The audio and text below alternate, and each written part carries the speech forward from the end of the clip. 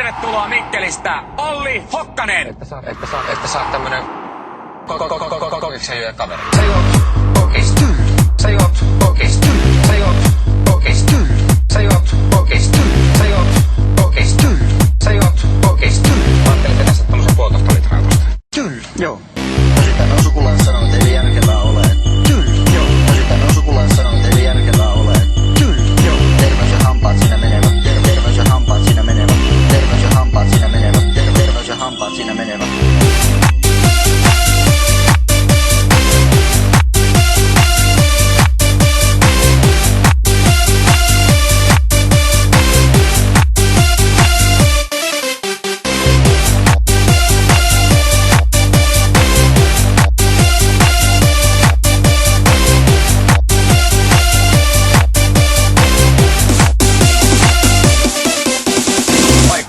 Valmiit. Siinä. Ei pysty. Ei jaksa. Ei jaksa. Ei pysty tuomaan. Ei pysty tuomaan. On niin hapokas. Ei pysty. On niin hapokas. Ei pysty. On niin hapokas. Ei pysty. On niin hapokas. Ei pysty. On niin hapokas. Ei pysty. On niin hapokas. Ei pysty. On niin hapokas. Ei pysty. On niin hapokas. Ei pysty. Ei jaksa. Ei pysty tuomaan. On niin hapokas. Ei pysty. Ei jaksa. Ei pysty tuomaan. On niin hapokas. Ei pysty. Ei jaksa. Ei pysty tuomaan. On niin hapokas. Ei pysty. Ei jaksa. Ei pysty tuomaan. On niin hapokas. Ei pysty. Nyt kävi näin. Nyt kävi näin. Nyt kävi näin. Nyt kävi näin. Nyt kävi näin. Nyt kävi näin. Nyt kävi näin. Nyt kävi näin. Ei tullu ennätystä.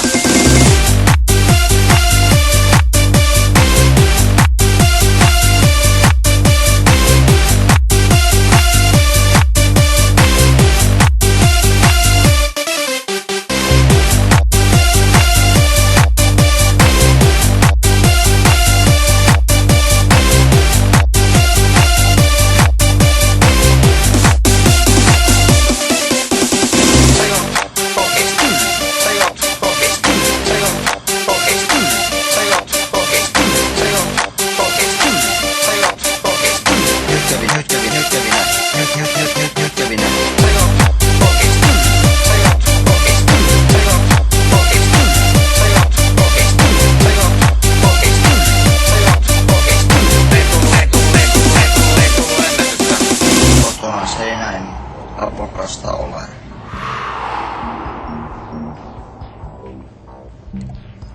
Ei jaksa enempää. Ei pysty. Ei pysty. Ei pysty, on niin hapokasta, että ei pysty. Nyt kävi näin. Nyt kävi näin, ei pysty juomaan. Ja tällä kertaa Olli Hokkanen ei tullut ennätystä. 3 lasia tyhjeni. Mikä meni vika? Juoma oli yllättävän happopitoista, että ei yksinkertaisesti pystynyt nielemään. Mutta tuliko sinulle yllätyksenä, että kokis on happopitosta? Ei vaan, kyllä tietysti tämä happopitoisuus tuli yllätyksenä, että kotona se ei näin hapokasta ole. Mutta täällä tehtaalla se sitten oli. Oot sä aikaisemmin kumminkin, sä oot pystynyt tekemään tän? Kyllä, olen pystynyt, jos niin pullo on ollut pidempään auki ja on ollut lämpimämpää, niin kuin kotona se seisoo pöydällä, niin kyllä on. Mutta tällä kertaa kävi nyt näin.